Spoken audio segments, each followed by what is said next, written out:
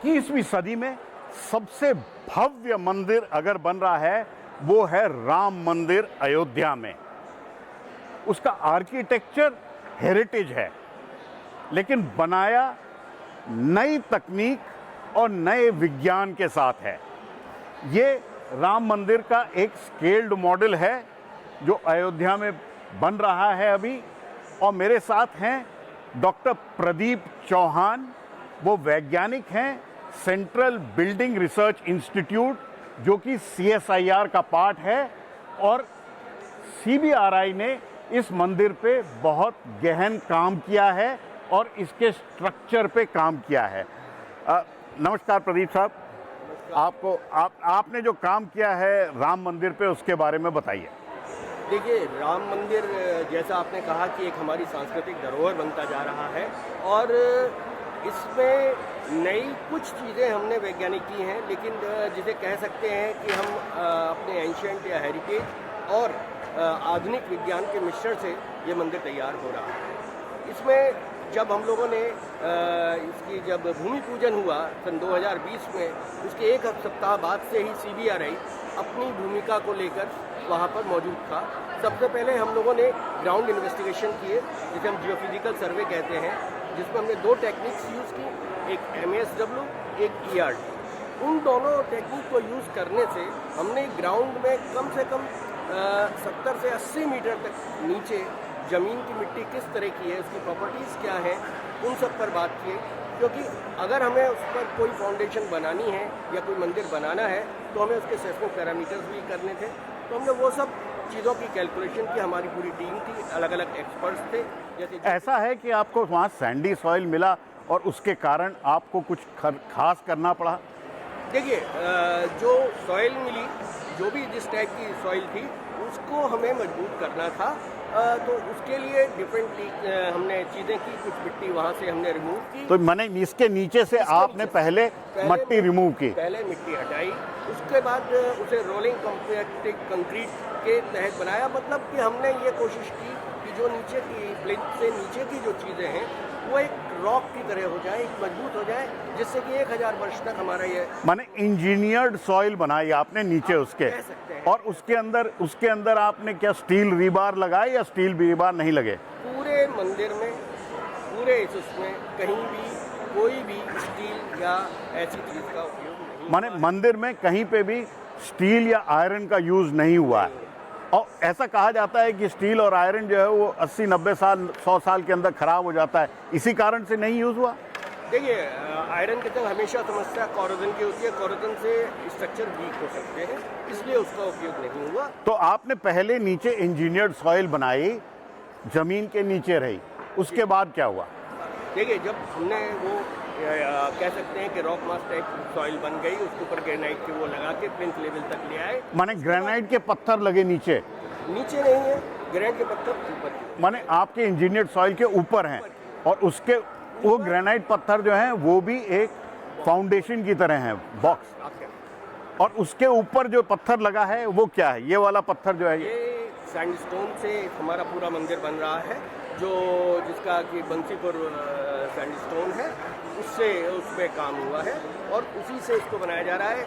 इसमें भी कहीं भी हम लोगों ने लोहे का उपयोग नहीं किया है, जैसे कि वो स्ट्रक्चर। तो इसके अंदर जो जॉइंट्स हैं वो कैसे काम करेंगे?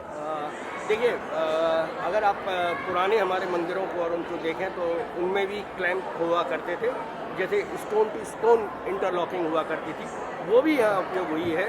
उसके अलावा कुछ कॉपर क्लैंप्स, और उनसे भी आप अगर कुतुब मीनार देखें या कोई भी देखें तो वहाँ भी यूज़ होते थे।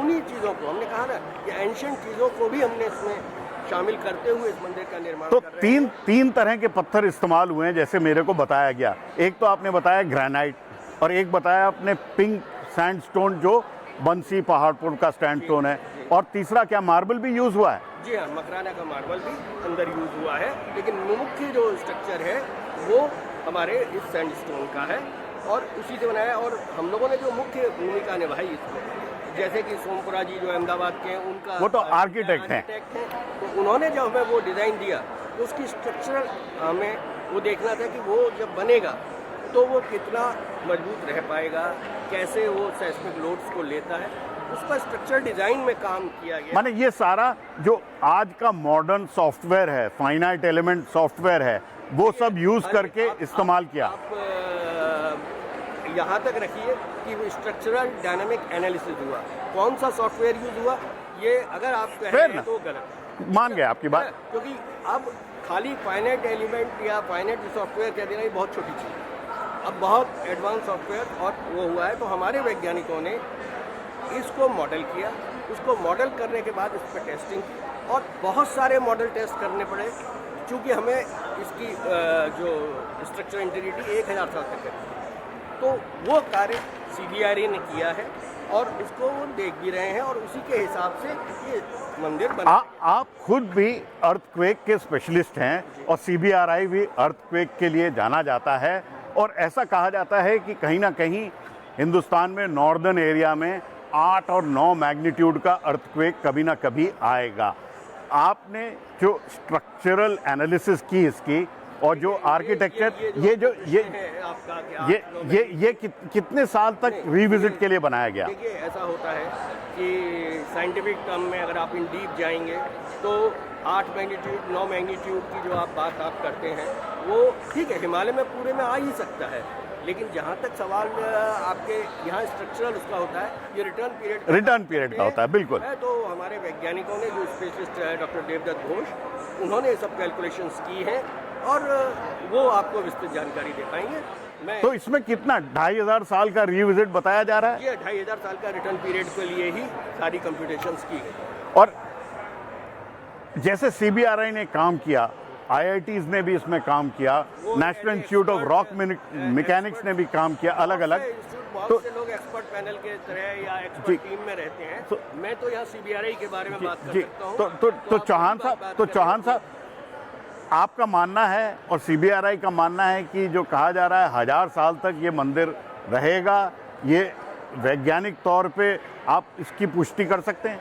हम ये कह सकते हैं कि जो हमने जिस तरह से कैलकुलेशंस और जो चीज़ें की हैं वो हमने 1000 साल को टारगेट करके की हैं और उसी के आधार पर हमने डिज़ाइन किए। आप इस काम से खुश हैं? जाहिर है कि अगर हम देश के किसी भी कार्य में, क्योंकि हम एक भवन बिल्डिंग रिसर्च इंस्टीट्यूट है, तो हमारा तो ये कर्तव्य है कि कहीं भी कुछ ऐसी चीज़ हो जिसमें हमारी दक्षता या हमारे विशेषज्ञता को यूज़ किया जा सके, उसे करने में हमें अच्छा है। तो ये थे डॉक्टर चौहान बताते हुए कि राम मंदिर जो बनाया जा रहा है, इसमें ना तो स्टील का यूज़ हुआ है, ना आयरन का यूज़ हुआ है, और 3 तरह के पत्थर यूज़ हुए हैं, ग्रेनाइट, सैंडस्टोन और मार्बल। और वैज्ञानिकों ने कहा है कि इसकी जो आयु है वो 1000 साल तक रहेगी। ये राम मंदिर का स्केल्ड मॉडल है और मेरा नाम है पल्लव बागला, मेरे साथ हैं कैमरा पर्सन जेवियर थॉमस। मैंने रिपोर्ट किया NDTV इंडिया के लिए फरीदाबाद से।